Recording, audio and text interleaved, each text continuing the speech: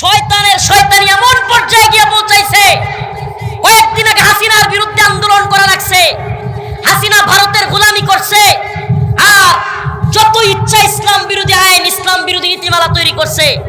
এখন আপনারাও যদি একই গান গান, একই বাজনা বাজান, কেউ ভারতের গোলামি করে ইসলাম বিদ্বেষী আইন তৈরি করে, কেউ আমেরিকার গোলামি করে ইসলাম বিদ্বেষী আইন তৈরি করে, তাহলে একটা কথা আপনাদেরকে স্পষ্ট ভাষায় বলে দিতে চাই, হাসিনা তো ভারত কাছে ছিল, পালাইতে পারছে।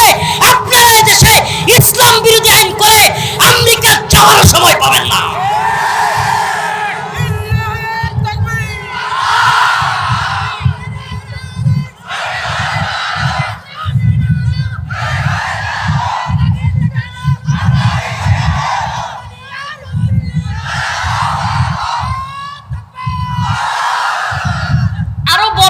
শয়তানি, এই শুনেন, আগে আমি তাদের কথাগুলোকে উপস্থাপন করছি, যুক্তি দিয়ে খণ্ডন করছি, এরপরে শেষে আমি কোরআন সুন্নাহর দলিল বলবো এবং কোরআনের আয়াত থেকে প্রমাণ করে দিব যে ইসলাম নারীদেরকে কত বেশি অধিকার দিয়েছে। আজকের আলোচনার বিষয়বস্তু নির্ধারণ করেছি ইসলামে নারীদের অধিকার এবং অধিকারের নামে পাশ্চাত্যের চাপিয়ে দেওয়া নারীবাদী এজেন্ডা। বুঝলেন? আগে বিষয়বস্তুটা বুঝতে হবে। ইসলামে নারীর অধিকার এবং বর্তমান সময়ে পশ্চিমাদের চাপিয়ে দেওয়া নারীর অধিকারের নামে পশ্চিমা এজেন্ডা, এটা হলো আজকের আলোচনার বিষয়। এই আলোচনাটা আমি আপনাদের সামনে এই বিষয়টা কেন টানলাম, সাম্প্রতিক বাংলাদেশে আপনারা যারা সচেতন নাগরিক, একটু খোঁজখবর রাখেন, বর্তমানে এই বিষয়টা বাংলাদেশের সবচাইতে আলোচিত সমালোচিত ইস্যু। বর্তমানে এই ইস্যুটা খুবই গুরুত্বপূর্ণ একটা বিষয়, আলোচিত সমালোচিত, বলা যায় যে টক অফ দ্য কান্ট্রি। পুরো দেশের মধ্যে সকল দলমত এই বিষয় নিয়ে আলোচনা করতেছে। বর্তমানে যে সরকার, যে গভর্নমেন্ট বাংলাদেশে শাসন করতেছে, 5ই আগস্ট পরবর্তীতে জুলাই বিপ্লবের পরে শেখ হাসিনাকে উৎখাত করে নতুন যে গভর্নমেন্ট আসছে, ছাত্রদের আন্দোলনের মধ্য দিয়ে, সকল দলের আন্দোলনের, আলেম ওলামা, ছাত্র জনতা, শিক্ষক সকলে মিলে যে আন্দোলনে, শ্রমিক, কলামিস্ট, বুদ্ধিজীবী, সাংবাদিক, লেখক সকলে মিলে যে আন্দোলন করে জালেম স্বৈরাচার হাসিনাকে হটিয়ে যে নতুন সরকার গঠন করা হয়েছে, এই সরকার একটা কথা প্রায়ই বলতেছে এবং এটা মোটামুটি সবাই শুনতেছে, সংস্কার সংস্কার। কথাটা কি? এই কথাটা সবচাইতে বেশি এখন 5ই আগস্টের পরে শোনা যাচ্ছে, সংস্কার সংস্কার। আসলে আমরা অনেকে সংস্কার কি, আসলে বিষয়টা কি, এটা খায় না মাথায় দেয়, এটাই অনেকে বুঝি না। আমরা বিষয়টা অনেকেই, সাধারণ জনগণ বুঝতে পারে না, কিন্তু জনগণ যখন দেখে সংস্কারের নামে ইসলাম বিরোধী কোনো কথাবার্তা চলে, তখন জনগণ মনে করে এই সংস্কার নামের ধোঁকাবাজি হলো আমেরিকা এবং পশ্চিমা এজেন্ডা বাংলাদেশে বাস্তবায়ন করা। আপনারা সংস্কারের কথা বলেছেন, আমাদেরকে বুঝিয়েছেন যে আওয়ামী লীগ বিগত 16 বছরে বাংলাদেশের প্রত্যেকটা সেক্টরে দলীয়করণ করেছে। এসপি, ডিসি, আমলা, পুলিশ, ওসি, র্যাব, সেনাবাহিনী, সব জায়গায়, কোর্ট, আদালত, সব জায়গায় আওয়ামী লীগ নিজেদের লোক বসাইছে। তো আমরা এখন সংস্কার করব। সংস্কার কি? সব জায়গা থেকে আওয়ামী লীগের লোকগুলোরে ছাঁটাই করব, নিরপেক্ষ দেশপ্রেমিক লোক বসাবো। এই হলো তাদের মূল কথা সংস্কারের। এটা যতদিন সময় লাগবে এই লোকগুলোরে, আওয়ামী লীগের লোকগুলোরে ছাঁটাই করতে, এবং দেশের যারা যোগ্য মেধার ভিত্তিতে তারা চাকরি পাবে, তারপরেই আমরা এই সরকার চলে যাব। এই হলো সরকারের সংস্কারের নামের মূল কথা। কিন্তু 6টা সংস্কার কমিশন গঠন হয়েছে। কয়টা? 6টা সংস্কার কমিশন গঠন হয়েছে। এত কথা, এত আলোচনা হয় নাই, কিন্তু নেরিবাদী, আমি নারীবাদী বলতে পারতেছি না এদেরকে, এই নেরিবাদীরা এখন সংস্কারের নামে কিছু প্রস্তাবনা সরকারের কাছে উপস্থাপন করেছে। প্রস্তাবনাগুলো কি কি? আমার লজ্জা শরমের মাথা খায়া কথাগুলো বলতে হবে আপনাদের কাছে, আজকে কিছু করার নাই ভাই, এ জাতিকে বুঝাতে হবে। তো সংস্কারের নামে এই নারীবাদীরা এমন এমন বিষয় ঢুকাইছে যেগুলো বলতে সুস্থ স্বাভাবিক পরিবেশে লজ্জা লাগে, আমাদের লজ্জা লাগে, কিন্তু এদের তো লজ্জা নাই। এরা তো লজ্জা শরমের মাথা মুতা খায়া সব হইয়া গেছে বেহায়া। ওই যে কবির ভাষায় বলতে হয়, লজ্জা শরমের মাথা মুতা খেয়ে সব নারীগুলো হয়ে গেছে বেহায়া। এরা আসলে এই যারা কিনা এই কাজগুলো করতেছে, এরা চিৎকার চেঁচামেচি করে করে বলবে কি জানেন? নারী বিদ্বেষী, নারী বিদ্বেষী। আরে বদমাইশ, আমরা নারী বিদ্বেষী না, তোদের মতো নারীবাদী যারা কিনা পশ্চিমা এজেন্ডা বাস্তবায়ন করে আমাদের মা বোনদেরকে পতিতালয়ে নিয়া, আমাদের মা বোনদেরকে পতিতা হিসেবে স্বীকৃতি দিয়া সমাজ রাষ্ট্র ধ্বংস করতে চায়, এই সমস্ত নারীবাদী বদমাইশদের বিরুদ্ধে। আমরা কি নারী সমাজের বিরুদ্ধে? কি নাউজুবিল্লাহ, কি কথাবার্তা কয়। আমার মা নাই কয় না? আমি কি মা সারা জন্ম লইছি? হ্যাঁ, আপনি মা সারা জন্ম নিছেন, তা আমরা নারীদের বিরুদ্ধে কেমনে হব? নাউজুবিল্লাহ। মানে কথারও তো একটা কোনো সাইজ লাগবে, এই শয়তানগুলোর কথার কোনো সাইজ নেই। এরা পশ্চিমা এজেন্ডা আপনি না মানলেই আপনাকে চিৎকার করে বলবে এরা ইসলাম, এই মুসলমানরা, এই আলেমরা নারী বিদ্বেষী। ওরে শয়তানের দল, তোরা আমাদের মেয়েদেরকে, আমাদের মা বোনদেরকে পতিতালয়ে নিয়া স্বীকৃতির নামে পতিতা বানায়া অধিকারের কথা বইলা তোরা হয়ে যাস নারী প্রেমিক, আর আমরা আমাদের মা বোনদেরকে স্ত্রীর অধিকার দিয়া, মায়ের অধিকার দিয়া, বোনের অধিকার দিয়া আমরা হয়ে যাই নারী বিদ্বেষী। এর চাইতে বড় শয়তানি শয়তানেও মনে করতে পারে না।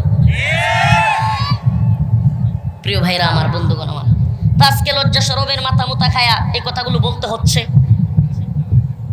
আপনারা অনেকেই মানে বিষয়গুলো জানেন না, তো জানাইতে হবে উম্মতকে। এই দায়ী হিসেবে আমাদের দায়িত্ব হলো এই উম্মতকে সজাগ করা। একটা প্রস্তাবনা পেশ করছি, 1 নাম্বার প্রস্তাবনা, অনেকগুলো প্রস্তাবনার মধ্যে একটা প্রস্তাবনা হলো স্বামী এবং স্ত্রীর মধ্যে, মুরব্বীরা আমার মাফ করে দিয়েন, বলতে হচ্ছে আমাকে, ছোট ভাইরা আছে হয়তো, মা বোনরাও শুনবে, কিন্তু আমার কিছু করার নাই রে বাবা। রাষ্ট্রের সর্বোচ্চ পর্যায়ে এই বদমাইশ মহিলাগুলো প্রধান উপদেষ্টার সাথে সাক্ষাৎ করে এই প্রস্তাবনাগুলো দিয়েছে, এবং প্রধান উপদেষ্টা তার ভেরিফাইড ফেসবুকে সেগুলো প্রচার করেছে। তাইলে বুঝতে পারেন ষড়যন্ত্র কত গভীরে। হঠাৎ করে যদি এগুলো পাশ হয়ে যায়, পরে এই জাতি কি বলবে, হুজুররা কি করলো? এই জন্য আগে ভাগে ফাঁস করে দিই, জানা দিই, স্বামী এবং স্ত্রী মোহরের মাধ্যমে, ইজাব এবং কবুল বলার মাধ্যমে একজন আরেকজনের যৌন চাহিদা পূরণ করার সার্টিফিকেট উভয়ে পাইছে কি পায় নাই? বলেন, পাইছে কি পায় নাই?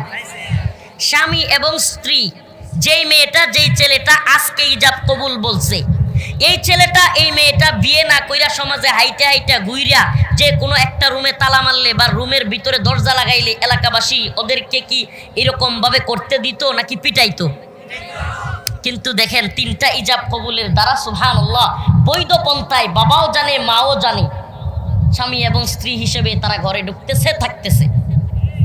এইবার একটা আইন তারা তৈরি করতে চাচ্ছে, স্বামী এবং স্ত্রী ভিতরে যা করবে এটা উভয়ের সম্মতিতে হইতে হবে। সাবধান, যদি কোনো সময় বউয়ে চিন্তা করে যে কেমন লাগতেছে বলতে, তবু বলতে হবে ফাকুলি অশরবি অকর্রি আইনা। এই আয়াত থেকে বোঝা যায় যে অবশ্যই আমাদেরকে বলতে হবে। ওই যে ওয়ালাম ইয়ামসাসনি বাশার, হুজুরা বুঝবেন যে মরিয়ম আলাইহিস সালাম বললো যে ওয়ালাম ইয়ামসাসনি বাশার, আমারে তো কেউ স্পর্শই করে নাই, তাইলে আমার বাচ্চা হইব কেমনে? ওই যে যখন আয়েশা ফেরেশতা বললো মরিয়ম আলাইহিস সালামকে যে আপনার পেটে একটা সন্তান আসবে, তো ওই আয়াতের তাফসিরে গেলে অনেক কথা এমন আসে যেগুলো স্বাভাবিকভাবে বলতে একটু লজ্জা লাগে, কিন্তু কিছু করার নাই, কোরআন বলছে ওয়ালাম ইয়ামসাসনি বাশার, আমাকে স্পর্শ করে নাই, তাইলে আমার করতে কেমনে মেয়ে বাচ্চা হবে, ছেলে হবে? তো এই জন্য আমাকেও আজকে বলতে হচ্ছে, ওই ভিতরে কি করবে? যদি বউ মনে করেন কইলো যে আজকে আমি গোসল করতে পারবো না, রাতের বেলায় আমার গোসল করতে ইচ্ছা হচ্ছে না, সরো, তাইলে আপনি যদি একটু কাসুমুসু কইরা বা যে কোনোভাবে ফুসলায়া ফাসলায়া বা একটু হালকা জোর কইরা রাজি করান, তাইলে আপনার নামে ধর্ষণের মামলা হবে। আছেন আপনি মাটিত? শয়তানিরও তো শয়তানেও মনে হয় এদেরকে দেখে হাসে, শয়তানও আড়াল থেকে মনে হয় হাসে যে এই নারীবাদীরা থাকতে আমার আর দরকার নেই। শয়তান মনে মনে কি কয় যে এই বাংলাদেশে যেই নারীবাদীদেরকে আমি তৈরি করে দিছি, এদের থাকতে আমি শয়তানের আর কোনো কি নাই, কাজ নাই। আপনি চিন্তা করতেছেন যে ওই যে আপনি একটু যে কোনো ভাবে দেখেন, যারা বিবাহিত তারা বুঝবেন, এখানে অনেক কিছু হয়। তো ওই জায়গায় যদি একটু জোরাজুরি করছেন বা কিছু একটা হয়েছে, রাগ কইরা বউয়ে যদি গিয়া বলে কোর্টে যে আমারে জোরপূর্বক এই কাজে রাজি করাইছে, আমি ধর্ষণের মামলা করতে চাই, সে মামলা করতে পারবে। নতুন প্রস্তাবনা অনুযায়ী, রাষ্ট্রের নতুন প্রস্তাবনা আইন অনুযায়ী যদি এটা পাশ হয়, তাইলে ওই স্ত্রী মামলা করতে পারবে আপনার নামে ধর্ষণের। আচ্ছা, আমার একটা প্রশ্ন করি আপনাদেরকে, আপনারা কি উইরা পড়ছেন নাকি?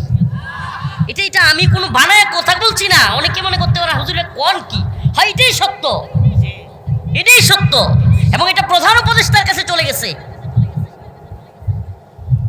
আপনি কোন দেশে আছেন এবার শুনেন, আমি একটা প্রশ্ন করি। আচ্ছা, এবার কোর্টে মনে করেন একটা মামলা গেল, মামলা একটা কোর্টে গেল, উপস্থাপন হলো স্ত্রী বলতেছে আমাকে জোরপূর্বক করা হয়েছে, কিন্তু স্বামী বলতেছে না আমি জোর করি নাই। এখন আমার প্রশ্ন, আদালত কেমনে প্রমাণ করবে সাক্ষীকে যে জোর করছে কি করে নাই? আশ্চর্য না? এটা তো একটা মানে হাস্যকর কথা যে আপনি কিভাবে প্রমাণ করবেন? তাইলে তো আল্লাহ না করুক সিসি ক্যামেরা লাগাইতে হইব, সিসি ক্যামেরা লাগাইতে হবে, আর না হলে খাটের নিচে দুই একটা সাক্ষী রাখতে হবে। এই নারীবাদীদেরকে রেখে দিবেন খাটের নিচে, খাট ভাঙ্গে পড়লে যাতে নাকে দম বন্ধ হয়ে যায়।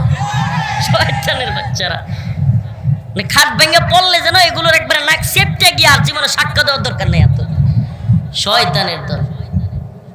প্রিয় ভাইরা আমার, বন্ধুগণ আমার, প্রিয় মা বোনেরা, শয়তানের শয়তানি এমন পর্যায়ে গিয়ে পৌঁছাইছে, কয়েকদিন আগে হাসিনার বিরুদ্ধে আন্দোলন করা লাগছে, হাসিনা ভারতের গোলামি করছে, আর যত ইচ্ছা ইসলাম বিরোধী আইন, ইসলাম বিরোধী নীতিমালা তৈরি করছে। এখন আপনারাও যদি একই গান গান, একই বাজনা বাজান, কেউ ভারতের গোলামি করে ইসলাম বিদ্বেষী আইন তৈরি করে, কেউ আমেরিকার গোলামি করে ইসলাম বিদ্বেষী আইন তৈরি করে, তাহলে একটা কথা আপনাদেরকে স্পষ্ট ভাষায় বলে দিতে চাই, হাসিনা তো ভারত কাছে ছিল, পালাইতে পারছে। আপনারা এই দেশে ইসলাম বিরোধী আইন করে আমেরিকা যাওয়ার সময় পাবেন না।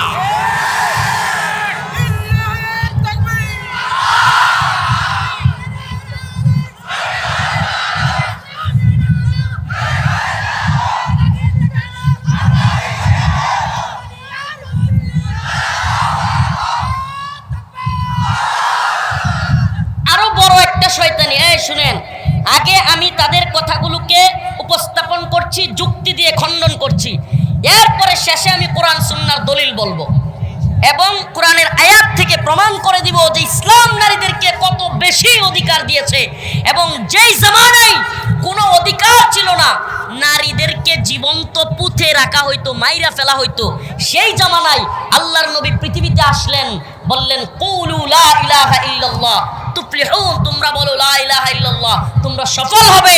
তোমরা তোমাদের কন্যা সন্তানকে জীবন্ত পুঁতে রেখো না।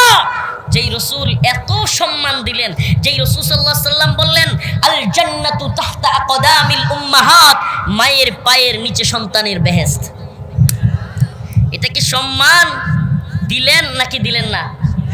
একটা নারী যদি সে শুনে যে আমি 10 মাস 10 দিন যে সন্তানটাকে পেটে ধরেছি, আমার আল্লাহ আমার রসুল বলেছে আমার পায়ের নিচে নাকি আমার সন্তানের বেহেশত, এই নারীর জন্য এর চাইতে বড় সম্মানের আর কি আছে?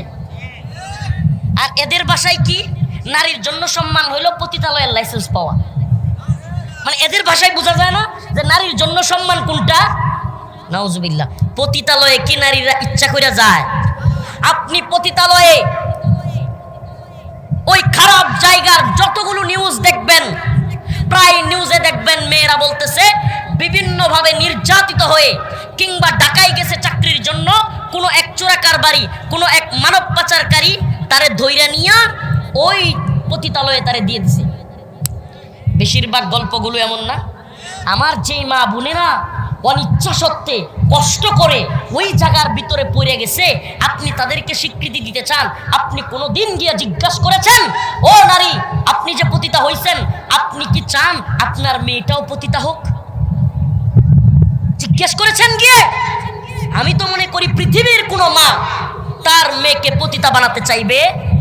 তো আপনি অধিকার, আপনি লাইসেন্স দিতে চান, আগে তার মতামত জানছেন সে কি পতিতা হিসেবে তার মেয়েকে প্রতিষ্ঠিত করতে চায় কিনা, সমাজের মধ্যে পতিতাদের অবস্থান কি সেটা আপনি জেনেছেন? অথচ এরা অধিকারের কথা বলবে, অধিকারের কথা বলবে। এবং কি দেখেন, এটা সুন্দর একটা সূক্ষ্ম একটা তৈরি করছে, মায়াজাল তৈরি করছে, এবং একটা মানুষের মধ্যে যেন সিম্পেথি তৈরি হয়, একটা দুর্বলতা তৈরি হয়। এজন্য একটা কথা তারা প্রমোট করতেছে কি, যে এরা নিরীহ, এরা একটা সুনির্দিষ্ট জায়গায় থাকে, দৌলতদিয়ায় থাকে বা বিভিন্ন জায়গায় এদের জন্য নির্দিষ্ট একটা জায়গা আছে, ওরা ওখানে যেন সম্মানের সাথে থাকতে পারে, এই জন্য তাদের স্বীকৃতি দেওয়া দরকার। এরাও তো মানুষ, এদেরকেও সম্মান দেওয়া আমাদের দায়িত্ব। আমি বলতে চাই, সুরেরা কি মানুষ না? মানুষ না? তো কয়েকদিন পরে সুরেরা যদি চায় যে আমরাও স্বীকৃতি চাই, ডাকাতরা যদি কয় আমরাও স্বীকৃতি চাই, কথা কয় না? ডাকাতরা যদি বলে আমরাও স্বীকৃতি চাই, এই ডাকাতরাও কি দেশের মানুষ কিনা? এই নৌকায় যে রাস্তাঘাটে এই মাঝে মাঝে ডাকাত ধরে, এরাও মানুষ না? তো এরাও যদি বলে আমরাও রাষ্ট্রের পক্ষ থেকে স্বীকৃতি চাই, বেতন চাই, তাইলে কি ওইটাও রাইট দিবেন? প্রিয় ভাইরা আমার, বন্ধুগণ আমার, দ্বিতীয় প্রস্তাবনা আজকেও আস্তে আস্তে এক নির্বাদী বক্তব্য শুনতেছিলাম, বলতেছে আমি যেহেতু এই মানবাধিকার নিয়ে কাজ করি, তো আমি বিভিন্ন মহিলাদের সাথে কথা বলতে হয়, আমি সারা দেশে ঘুরে অনেক মেয়েদের সাথে কথা বলেছি, কেউ এ কথাটা মানতে রাজি হয় না যে আমিও বাবার ছেলে, কি বলে, আমার বাবার ঘর থেকে আমার ভাই হয়েছে, আমিও হয়েছি, আমিও বাবার সন্তান, আমার ভাইও বাবার সন্তান, তাহলে সে 2 কাঠা জমি পাইলে আমি 1 কাঠা কেন পাবো? এটা কোনো মেয়েরা নাকি মানতে চায় না। শুনছেন? কৌশলে আমাদের মা বোনদের অন্তরের মধ্যে ইসলাম বিদ্বেষ ঢুকানো হচ্ছে, আপনি এটা কল্পনাও করতেছেন না। সূক্ষ্ম কৌশলে সে কি বলল, যে আমি কোনো মেয়েকে, যত মেয়েদেরকে জিজ্ঞেস করেছি যে আচ্ছা আপনিও আপনার বাবার সন্তান, আপনার ভাইও আপনার বাবার সন্তান, সে 2 কাঠা জমি পাবে। ইসলামের আইনটা তো জানেন নাকি মোটামুটি? ইসলাম কি বলে, ইউসিকুমুল্লাহ ফি আওলাদিকুম লিযাকারি মিসলু হাযযিল উনসায়াইন, তোমাদের 2 কন্যা সন্তান পাবে 1 ছেলের সমান। বলে আমরা জীবনেও কোনোদিন কোনো মেয়েকে দেখি নাই এই আইনে খুশি, মানে এই আইনটা চেঞ্জ করা দরকার। নাউজুবিল্লাহ। আমি বলতে চাই, জিজ্ঞেস করতে চাই, মোহরের সময় 10 লাখ চান কেন? তাইলে মোহরের সময় জীবনে কোনোদিন কোনো মেয়েরে জিজ্ঞেস করছেন যে আচ্ছা স্বামী 10 লাখ দিতেছে, তুমিও আরো 10 লাখ দাও? কথা কয় না? স্বামী 10 লাখ তোমাকে দিচ্ছে, 5 লাখ তোমাকে দিচ্ছে, ঠিক আছে, আমারও তো দায়িত্ব আছে, সবসময় ছেলেরা দিবে কেন? এইবার আইন করা হলো যে ছেলেরা মোহর দেয়া লাগবে না, মেয়েরা 5 লাখ দিয়ে দিয়ে বিয়ে বসবে। এই সময় আবার চিৎকার করবেন যৌতুক যৌতুক। আরে বেটা, যৌতুক তো আল্লাহ পাক হারাম করেছেন, জায়েজ নাই। আমরা তোমাদের কথাগুলোর যুক্তি খণ্ডন করবার জন্য কথাগুলো বলছি, কিন্তু আমরা তো এটা মনে প্রাণে বিশ্বাস করি, আমার আল্লাহ আমাকে সৃষ্টি করেছেন, আমার আল্লাহ আমার মাকে সৃষ্টি করেছেন, আমার আল্লাহ আমার বোনকে সৃষ্টি করেছেন, আমার আল্লাহ সমস্ত নারীদের, সমস্ত পুরুষদের সৃষ্টি করেছেন। তিনিই জানেন কাকে কতটুকু অধিকার দিলে তার সম্মান থাকবে। এটা কে জানেন? আমাদের এখানে কোনো বক্তব্য নাই, কোনো কথা নাই। আজকে আইন উপদেষ্টা আসিফ নজরুল সাহেবের কথা শুনতেছিলাম, উনি নারী বিষয়ক সংস্কার কমিশনের সাংবাদিকরা যখন প্রশ্ন করলো এই বিষয়ে, তখন তিনি বললেন সংস্কার কমিশন একটা সুপারিশ করলেই তো সেটা সরকারের বক্তব্য না, এটা যে কেউ যে কোনো সুপারিশ করতে পারে, আমাদের বক্তব্য আছে, কিন্তু এই সংস্কার কমিশন নিয়ে যেইভাবে কথাবার্তা হচ্ছে, যেই ভাষায় করা হচ্ছে, ভিন্ন মতকে দমন করার যেই মানে নোংরামি চলছে, এটা আমরা পছন্দ করি না। মানে দেখেন, অনেকে খুশি হয়েছে যে এটা সরকারের অবস্থান না, অনেকেই দেখেন খুশি হয়ে গেছে। সূক্ষ্ম কৌশলে আইন উপদেষ্টা নারীবাদীদের পক্ষ নিছে, এটা আপনি বুঝেন নাই এই বক্তব্যে। কেন? এখানে সে বলেছে যে ভিন্নমত দমন করার যেই হুঙ্কার তর্জন গর্জন বা এই যে ইসলামপন্থীরা বা হেফাজত যেই ভাষায় কথা বলছে, এটা তার পছন্দ না। আমি বলতে চাই, ভিন্নমত বলতে আপনি কি বুঝালেন? ইসলাম বিদ্বেষী মতকে আমার পছন্দ করতে হবে, ইসলাম বিদ্বেষী মতকে আমার বাহবা জানাইতে হবে কিংবা চুপ থাকতে হবে? আরে আপনারা তো চানই ওইটা, যে ইসলামপন্থীরা আপনাদের যে কোনো কাজে চুপ থাকুক, তাইলে মজা কইরা আপনারা সেই আইনগুলো তৈরি করতে পারবেন। প্রিয় ভাইরা আমার, কষ্ট পাচ্ছেন? আমাকে বলেন, নারী পুরুষ সমান অধিকার অর্থাৎ সমবন্টন, এটা হলো নারীবাদীদের স্লোগান। আমি আমাদের মা বোনদের কাছে জানতে চাই, নারীরা কি কোনো কাজে পুরুষদের সমান পারবে? একটা বাসের মধ্যে 100 যাত্রী উঠবে, 90টা পুরুষ থাকলে 10টা মহিলা কি ওই 90টা পুরুষকে ধাক্কাধাক্কি করে সেখানে উঠতে পারবে? এই জন্য বাসের মধ্যে দেখবেন মহিলাদের আলাদা আসন আছে, আছে না নাই? তো আমাকে বলেন, মহিলাদের আসন আপনি কেন রাখলেন? যদি আপনি নারীবাদী হয়ে থাকেন, আপনি তো ঠেল্লা ঠুল্লা ধাক্কায় উঠবেন আপনি, তো মহিলাদের আসন কেন রাখলেন? আপনাকে জিজ্ঞেস করতে চাই, সংসদের ভিতরেও নারীদের জন্য আসন কেন রাখলেন? সংরক্ষিত মহিলা আসন কেন রাখলেন? দেখেন, আমরা এগুলো আসলে এটার এই গণতন্ত্রে বিশ্বাস করি না, কিন্তু উদাহরণ বোঝানোর জন্য বলছি।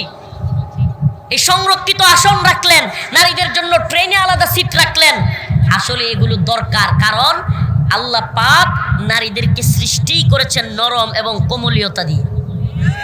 কথা বলেন না? তারা কোমল হবে, নরম হবে, ঘরে থাকবে, তারা সন্তানকে লালন পালন করবে, সন্তান জন্ম দিবে এবং সেই সন্তান মায়ের শিক্ষা পেয়ে বড় হবে। যেই সন্তানের মা যত বেশি বড় থাকে, যেই সন্তানের মা যত বেশি সন্তানকে সময় দেয়, সেই সন্তান সবচাইতে বেশি ভালো হয়। লিখে রাখেন। আর যেই মা ওই যে বেড়ানির লোকে ঘুরিয়ে ঘুরিয়ে চাকরি করে, মনে কষ্ট নেবেন না মা বোনেরা, দেখা দেখি হয়, স্বামীর প্রতি ভালো লাগা ভালোবাসা থাকে না, সন্তানকে সময় দেয় না, আর দিন শেষে ওই ছেলে যায় কিশোর গ্যাংয়ে যোগ দেয়। ছেলেরা তো সময়ই দেয় নাই, ছেলেরা তো ভালো মানুষ বানায় নাই, আদব কায়দা শিখায় নাই, ভদ্রতা শিখায় নাই, ফালায় রাখছে। স্কুল কলেজে গেছে, যেমনে মন চায় এমনি ঘুরছে, নেশা করছে, বাপেও চাকরি করে, মাও চাকরি করে, ছেলেরে দেখার সময় নাই, লালন পালনের সময় নাই, ছেলেও যেমনে মন চায় বড় হয়েছে। দিন শেষে ওই ছেলে কার সাথে ঘুরছে, কার সাথে চলছে, নেশাগ্রস্ত হয়েছে, নেশার টাকার জন্য এইবার অস্ত্র হাতে তুলে নিছে, এলাকায় 15-20টা মিলা কিশোর গ্যাং চালু করছে। কথাগুলো কি বুঝতেছেন? সমাজের বাস্তবতা আছে না নাই? প্রিয় ভাইরা আমার, বন্ধুগণ আমার, আপনি সমান অধিকারের কথা বলবেন, আমি বলি শুনেন, সমান অধিকার আর সুষম বন্টন এক জিনিস না। সুষম বন্টন কি? সমান অধিকার কি? সমান অধিকার মানে হলো, হুজুর, এই যে বাবরি হুজুর, মনে করেন এই হুজুর আর আমি, আমাদের দুইজনকে দাওয়াত দিল এই পাগড়িওয়ালা হুজুর। হুজুর আমাদেরকে দাওয়াত দিছে বাড়িতে, হুজুর মনে করেন দিছেন, খাইতে যাবো। হুজুর আর আমি খাইতে যাচ্ছি, বোঝানোর জন্য যে সমান অধিকার এবং সুষম বন্টন দুইটা কিরকম, শুভঙ্করের ফাঁকি। যারা সমান অধিকার বলে চিল্লান, যে সমস্ত নারীবাদীরা এই কথাগুলো আমাদের রাষ্ট্রে আমাদের মেয়েদের, আমাদের বোনদের কানের মধ্যে ঢুকাইতে চাচ্ছে যে তোমাকে ইসলাম কমিয়ে দিচ্ছে, এই করছে সেই করছে, এই শয়তানগুলো কতটা শয়তানি করতেছে, এটা বোঝানোর জন্য উদাহরণটা জরুরি। বুঝার জন্য একটু খেয়াল করবেন। আমাকে হুজুরকে দুইজনকে দাওয়াত দিছে, হুজুর মনে কষ্ট নিয়েন না, এটা বোঝানোর জন্য জাস্ট। হুজুর দাওয়াত দিছে, আমরা দুইজনই হুজুরের বাড়িতে গেলাম খাওয়ার জন্য। এবার হুজুর করছে কি, আমাদের দুইজনকে সমান অধিকার দিছে। সমান অধিকার কি? মনে করেন উদাহরণস্বরূপ আমি খাইতে পারি 1 পোয়া চালের ভাত। 1 পোয়া বুঝেন? 1 কেজি চালের 4 ভাগের 1 ভাগ, এটা কি আপনারা কি বলেন? 1 পোয়া। ওই হুজুর উনি মনে করেন একটু মোটাকাটা মানুষ, আমার চাইতে বড় সড়ো মানুষ, হুজুর আধা কেজি খাইতে পারে, 2 পোয়া খাইতে পারেন, মাশাআল্লাহ। হুজুর 2 পোয়া খাইতে পারে। কয় পোয়া? এই কথা শুনেন, আমি খাইতে পারি 1 পোয়া, হুজুর খাইতে পারে হাফ কেজি, 2 পোয়া। এখন আমরা দুইজনই হুজুরের বাড়িতে দাওয়াত খাইতে গেছি। হুজুর কয় আপনারা যেহেতু 2 জন আমার অতিথি, আপনাদের 2 জনকে আমি সমান অধিকার দিলাম। হুজুর বললেন আপনারও খাইতে হবে হাফ কেজি, ওনারও খাইতে হবে হাফ কেজি। কথাটা একটু ভালোভাবে বুঝবেন। আমি কিন্তু 1 পোয়া খাইতে পারি, এরপরে যদি আমারে খাইতে দেওয়া হয়, হুজুর যদি আমারে খাইতে কয়, আমার জন্য এটা শাস্তি হবে কি হবে না? হুজুর তো হাফ কেজি খায় কয় আলহামদুলিল্লাহ খুব ভালো খাওয়াইছেন, মাশাআল্লাহ, জাযাকাল্লাহ। কিন্তু আমি তো 1 পোয়া খাওয়ার পরে এই পর্যন্ত বেড়ে গেছে।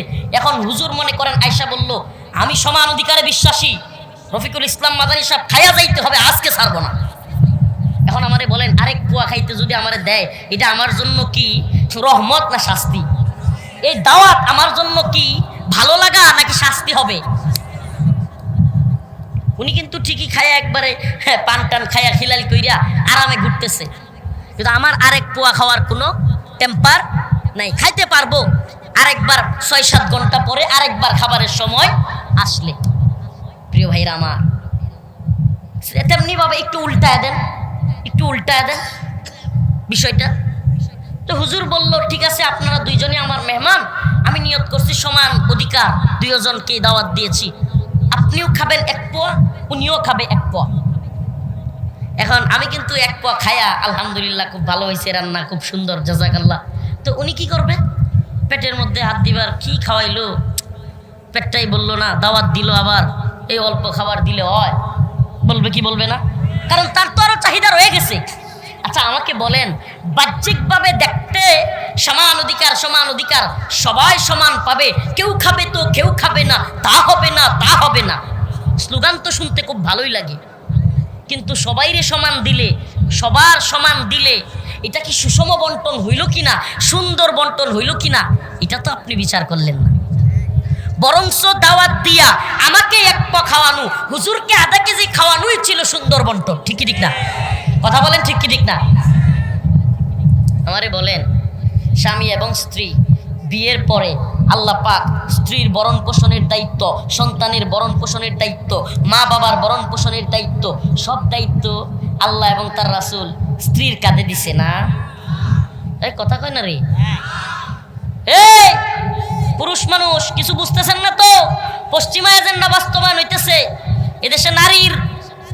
আমার মা বোনেরা রাগ করেন না, আল্লাহর হস্তে মা বোনেরা মাফ করে দিয়েন, আমি আপনাদের পক্ষেরই, আমারও মা আছে, বোন আছে, কিন্তু আমি বোঝানোর জন্য পুরুষদেরকে কইতেছি, এদেশে নারীর কষ্ট দিলে নারী নির্যাতনের আইন আছে, কিন্তু পুরুষ নির্যাতনের কোনো আইনও নাই। আমরা যে নির্যাতিত নিপীড়িত এটা কেউ বুঝে না। বউরে 2-4টা ধমক দিলে দৌড়ে বাপের বাড়ি যায়। আমরা যে বউয়ে যদি কেউ কিছু কয়, আমাদের বাপের বাড়ি যাওয়ার জায়গা নেই। এটা কি নির্যাতন না? আরে কন্যা, এটা বৈষম্য না? হেরা তো রাগে 3-4 দিন বাপের বাড়িতে গিয়ে থাকতে পারে, আবার মনটা ভালো হইলে আসে, আমরা কই যাবো? ওমা কি হাসতেছেন? অনেক সময় বউয়ের জ্বালায়, বউ শাশুড়ির যুদ্ধে অনেক, আমার এলাকায় ওই কয়েকদিন আগে আমার পাশের বাড়ির এক ভাই বিষ খাইছে আত্মহত্যা করার জন্য, তার মা এবং বউয়ের জ্বালা যন্ত্রণা সহ্য করতে না পাই না। তো আমরা তো কোনো জায়গায় যাইতে পারি না, পালানোর জায়গা নেই। বউ তো রাগ করে কই জায়গা? বাপের বাড়ি। আমার বাপের বাড়িও জনের জায়গা নেই। এটা দুষ্টামি করতেছি না, এটা বলার জন্য বললাম, এটা জাস্ট। কিন্তু আসল বিষয়টা কি? আসল বিষয়টা হলো আল্লাহ পাক যাকে যেভাবে থাকতে বলেছেন, আল্লাহ পাক যাকে যে অধিকার দিয়েছেন, সেটাই হলো সবচাইতে সুন্দর বন্টন। কেন? আবারও বলছি, বিয়ের পরে স্ত্রী তার ভরণ পোষণ, স্নো, পাউডার, আইব্রু, এইটা সেইটা, মাথার তেল, নুপুর, ভাত, কাপড়, শাড়ি, পাশের বাড়ির বাবিরটার চাইতে নিজেরটা কম হইলে তো ঘরে অশান্তি, কত কিছু লাগে কি লাগে না? কথা কন না প্রিয় ভাইরা আমার? এই সব দায়িত্ব কার? বুঝা কয়েন কার? ইসলাম কাকে দিয়েছে এই দায়িত্ব? ওই সংসারের সন্তান হইলে সন্তানের ভরণ পোষণের দায়িত্ব কার? মেয়ে হইলে ভরণ পোষণের দায়িত্ব কার? ছেলেটাকে বিয়ে করাইলে বিয়ের খরচ দেওয়ার দায়িত্ব কার? মেয়েটাকে বিয়ে দিলে মেয়ে বিয়ে দেওয়ার খরচের দায়িত্ব কার? মা অসুস্থ হয়েছে, বাবা অসুস্থ হয়েছে, সেই খরচ চালানোর দায়িত্ব কার? সব দায়িত্ব একজনের। তাইলে আল্লাহ তো জানতো। আর এইদিকে এই লোক সম্পদ একটু বেশি পাইছে, এটা দেখতেছেন, খরচও যে সব তার, এটা দেখেন না? এটা দেখেন না? আবার স্ত্রী তো খালি বাপের বাড়িরটা পায় না, স্বামীর অংশও পায়। কথা কন না? সমস্যা কোন জায়গায়? এইবার আমাদের মা বোনদের পক্ষে দুই একটা কথা বলি, নাইলে রাগ করবে তারা। সমস্যাটা কোন জায়গায় দেখেন? এই নারীবাদীরা সমান অধিকার বলে চিল্লায়, অথচ বাংলাদেশে আল্লাহ এবং তার রাসূল যতটুকু বলেছে, কোরআন যতটুকু একটা মেয়েকে দিতে বলেছে, সেই ততটুকু হক, সেই ততটুকু ওয়ারিশ বর্তমান বাংলাদেশে অধিকাংশ মানুষ তার বোনকে, তার মেয়েকে দেয় না। এটা নিয়ে কথা কয় না, এই এতটুকু অধিকারই দেয় না। এটা একটা বড় শয়তানি। একটা মেয়ে তার বিয়ের পরে বাবার ঘর থেকে অর্ধেক সম্পত্তি, ছেলের অর্ধেক পাওয়ার কথা, সেটাই দেয় না। এই নারীবাদীরা এটা নিয়ে কোনো কথা বলছে? এটা নিয়ে দেখবেন কথা বলে না। এই আমাদের মা বোনেরা অনেকভাবে নির্যাতিত হয়, নিপীড়িত হয়, এটা নিয়ে কখনো কথা বলছে? আমাদের মা বোনেরা বিভিন্ন ভার্সিটিতে, বিশ্ববিদ্যালয়ে, বিভিন্ন জায়গায় পর্দা করবার কারণে হেনস্থা হয়, এটা নিয়ে কোনো নারীবাদীরা কথা বলছে? কলেজ ভার্সিটিগুলোতে পর্দা করবার কারণে হেনস্থার শিকার হয়, এটা নিয়ে কথা বলতে শুনবেন না। এরা চিৎকার করবে পর্দার বিরুদ্ধে, এরা চিৎকার করবে সমান অধিকারের কথা বলে। আর অনেকগুলো আইন এরা তৈরি করতে চাচ্ছে, এবং এরা বলতেছে বিবাহের যে আইনটা, হিজাব কবুলের যে সিস্টেমটা, এটা পুরোটা চেঞ্জ করে দিয়ে সকল ধর্মের জন্য এক আইন তৈরি করতে হবে। নাউজুবিল্লাহ বলেন। মানে ইসলামী আইন থাকতে পারবে না, সকল ধর্মের জন্য সমান একটা আইন তৈরি হবে, সেই আইনে চলতে হবে। আল্লাহ মাফ করুক, বলেন আমিন। যে আয়াতে কারিমা তিলাওয়াত করেছিলাম, এই আয়াতের আলোচনার দিকে যাই। আল্লাহ রাব্বুল আলামিন বলেন, মান আমিলা সালিহাম মিন যাকারিন আও উনসা ওয়া হুয়া মুমিন ফালানুহইয়ান্নাহু হায়াতান তাইয়্যিবা ওয়া লানাজজিয়ান্নাহুম আজরাহুম বিআহসানি মা কানু ইয়ামালুন। আল্লাহ রাব্বুল আলামিন বলেন, মান আমিলা সালিহাম মিন যাকারিন আও উনসা ওয়া হুয়া মুমিন, তোমাদের মধ্য হতে মুমিন নারী হোক কিংবা পুরুষ হোক, যদি নারীও হয় কিংবা পুরুষ হয়, ফালানুহিয়ান্নাহু হায়াতান তাইয়্যিবা, যদি সে নেক আমল করে, ভালো কাজ করে, নেক আমল এবং ভালো কাজ করবার জন্য আল্লাহ বলেন ফালানুহিয়ান্নাহু হায়াতান তাইয়্যিবা, আমি তার জন্য উত্তম হায়াত দান করব। আল্লাহ রাব্বুল আলামিন বলেন, মান আমিলা সালিহাম মিন যাকারিন আও উনসা ওয়া হুয়া মুমিন, নারী হোক কিংবা পুরুষ হোক, যদি ঈমান আনে, ঈমানদার হয়, আল্লাহ রাব্বুল আলামিন বলেন অবশ্যই অবশ্যই তাকে আমি নেককার হায়াতে তাইয়্যিবা, সুন্দর জীবন তাকে দান করব। সুবহানাল্লাহ বলেন। আল্লাহ পাক কি এখানে নারীকে আলাদা কোনো ভাগ করছে? আল্লাহ কি বলছে যে আমি পুরুষকে শুধুমাত্র ভালো উত্তম জীবন দান করব, নাকি নারীকেও সাথে বলছে? এই কথা বলবেন না, না বুঝতেছেন না? আমি ছেড়ে দিব। হুজুর চলে আসছেন আলহামদুলিল্লাহ, হযরতুল আল্লাম মাওলানা আব্দুল খালেক শরীয়তপুরি হুজুর চলে আসছেন। হুজুর কথা বলবেন, আমি ছেড়ে দিব। জাস্ট আপনাদেরকে শেষ পয়েন্টটা বুঝিয়ে দেওয়ার জন্য, আলোচনাটা লম্বা করতেছি না। হুজুর চলে আসছেন, জাস্ট একটু বোঝার চেষ্টা করেন। আল্লাহ পাক নারী এবং পুরুষকে ভাগ করেন নাই। আল্লাহ বলছে হুন্না লিবাসুল লাকুম ওয়া আনতুম লিবাসুল লাহুম, তোমরা একে অপরে, নারী এবং পুরুষ, স্বামী এবং স্ত্রী, তোমরা একে অপরের লিবাস স্বরূপ, পোশাক স্বরূপ। সুবহানাল্লাহ। আল্লাহ রাসূল বলেছেন আল জান্নাতু তাহতা আকদামিল উম্মাহাত, মায়ের পায়ের নিচে সন্তানের বেহেশত। সুবহানাল্লাহ বলবেন না? আল্লাহ পাক এবং আল্লাহর রাসূল নারীদেরকে সম্মান কম দেয় নাই। জীবন্ত পুঁতে রাখা হইতো যেই নারীকে, সেই নারীকে আল্লাহ পাক আল জান্নাতু তাহতা আকদামিল উম্মাহাত বলে, মায়ের পায়ের নিচে সন্তানের বেহেশত বললেন। আল্লাহ রাব্বুল আলামিন এবং তার রাসূল আমাদের মা বোনদেরকে সম্মান দিয়েছেন, সম্মানের জিন্দেগির কথা বলেছেন। কিন্তু এই সমস্ত নারীবাদীরা আমাদের মা বোনদেরকে পতিতালয়ে লাইসেন্স দিয়ে সমান অধিকারের কথা বলে আমাদের মা বোনদেরকে রাস্তায় নামায়া পতিতালয়ে পাঠায়া আমাদের মা বোনদেরকে স্বীকৃতির নামে এক ভয়ঙ্কর ষড়যন্ত্রে লিপ্ত, ভয়ঙ্কর এক ষড়যন্ত্রে লিপ্ত। আমাকে বলেন তো, একটা মেয়েকে পতিতালয়ে নিয়ে স্বীকৃতি দেওয়া এটা তার জন্য গর্বের নাকি লজ্জা? বলেন, এটা গর্বের নাকি লজ্জা? এটা কি তার জন্য সম্মান বাড়াইলো নাকি আরো কমাইলো? আমাদের মা বোনেরা কি পতিতালয়ের স্বীকৃতি চায়? আমাদের মা বোনেরা যদি পতিতালয়ের স্বীকৃতি না চায়, তারা যদি একটা শব্দ নিয়ে খুব আপত্তি শুরু হয়ে গেছে।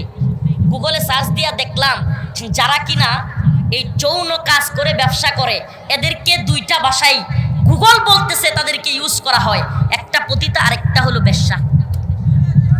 এই শব্দ নিয়ে এইবার নারীবাদীরা খুব চিৎকার চেঁচামেচি শুরু করছে, হাই হাই আমাদেরকে কি বলে ফেললো। তো তোরা এই ব্যবসার কথা বলবি, এই ব্যবসার লাইসেন্সের পক্ষে কথা বলবি, এই ব্যবসাকে বাংলাদেশে প্রমোট করবার চক্রান্ত করবি। একবার কি বলে অধিক বিবাহ করা যাবে না, সংস্কার কমিশন আবেদন করেছে, কি করা যাবে না? কথা বলেন না, কি করা যাবে না? একাধিক বিবাহ করা যাবে না। এটা আপনারা শুনেন নাই নাকি? 2 নাম্বার, স্ত্রীকে ফুসলায়া ফাসলায়া রাতের বেলায় একটু একটু জোর করাও যাবে না, ধর্ষণের মামলা হয়ে যাবে। 1 নম্বরে একাধিক বিয়ে করা যাবে না, 2 নম্বরে স্ত্রীকেও একটু জোরাজুরি করতে পারবে না। তাইলে যৌন চাহিদা পূরণ করার জন্য ওই স্বামী তখন কি করবে? কই রাস্তা তো আছেই, আমরা তো আছি 100 টাকা 200 টাকায়। ভাই আপনি বলেন না, আপনি হালকা জোরও করতে পারবেন না স্ত্রীকে একটু বোঝানোর জন্য, খুশি করবার জন্য, স্ত্রী আপনার নামে ধর্ষণের মামলা করে দিবে। আপনি একাধিক বিয়েও করতে পারবেন না। আল্লাহ যে আপনাকে যৌন ক্ষমতা দিয়েছে, এখন এটা পূরণ করবার জন্য আপনি কোথায় যাবেন? বলে ঠিক আছে আমরা তো ব্যবসা প্রতিষ্ঠান চালুই করছি। হাসতেছেন। এরা আমাদের সমাজকে, এরা আমাদের রাষ্ট্রকে, এরা আমাদের ইসলামকে ধ্বংস করবার প্ল্যান করেছে। কেন? কারণ আপনি যদি পারিবারিক সিস্টেমটাকে চেঞ্জ করে দিতে পারেন, পারিবারিক সিস্টেমে যখন একটু জোর জবরদস্তি হইলেই, আরে আপনি মনে করেন ভিন্ন কারণে পর্দা করে নাই, একটু মারতে নিছেন, পর্দা করে না, আপনার বউ আপনার কথা শুনে না, বাবার সাথে খারাপ ব্যবহার করে, একটু শাসন করতে নিছেন, এইবার বউ গিয়া দৌড়ে গিয়া আদালতে কইলো যে আমারে রাত্রে জোর কইরা কাজ করছে, ধর্ষণের মামলা করেন। মামলা কিন্তু হয়ে যাবে এই আইন অনুযায়ী, বর্তমান আইন অনুযায়ী। কোন কাজ কিন্তু এটা ঘটে নাই, ঘটছে কি সে খারাপ আচরণ করছে, ঘটছে কি সে পর্দা করে না, ঘটছে কি যে বাবা মারে পর্যন্ত হয়তো পিটাইছে, এমন বউ আছে না নাই? তো আপনি কিছুই বলতে পারবেন না। কেন? সে বলবে আমাকে দর্শন করছে। দর্শনের সংজ্ঞা কি? দর্শন হইল স্বামী হোক আর যেই হোক, জোর কইরা করা যাবে না, সর্বোচ্চ সে যখন অনুমতি দিবে তাইলেই করতে হবে। প্রিয় ভাইরা আমার, বন্ধুগণ আমার, এক ভয়ঙ্কর চক্রান্ত।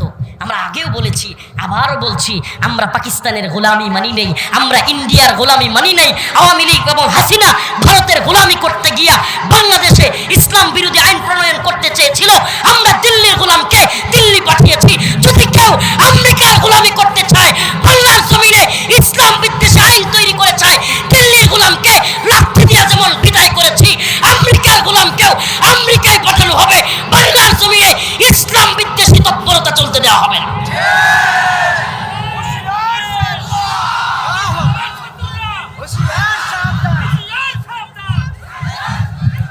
এতক্ষণের আলোচনায় শুনুন, এতক্ষণের আলোচনায় আপনাদের কি মনে হলো? ইসলাম নারীদেরকে অধিকার দিয়েছে না দেয় নাই?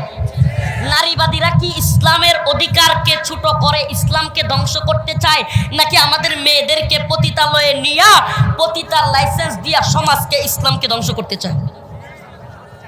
এদের প্ল্যান কি আমরা বাস্তবায়িত হইতে দিব?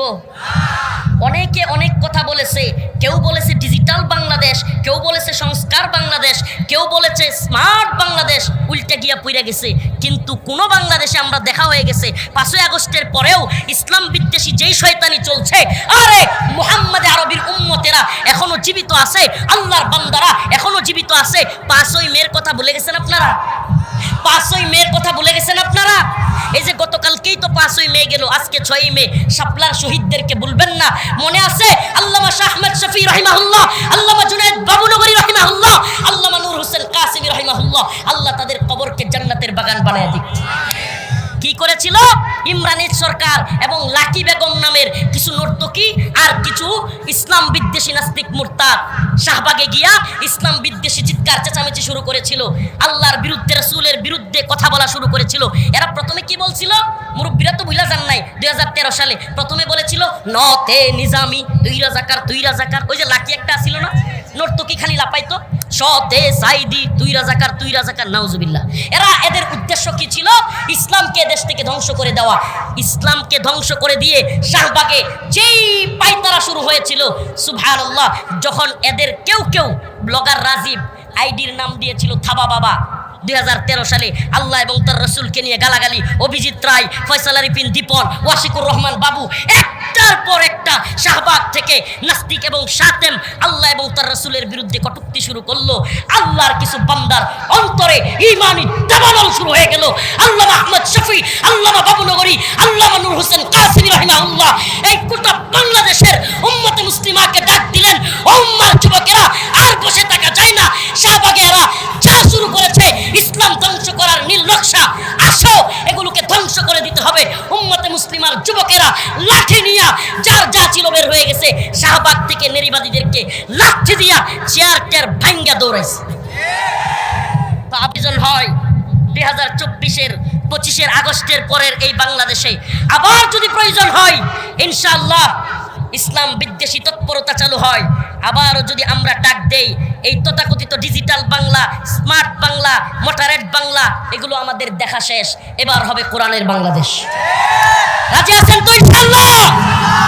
এবার আরেকটা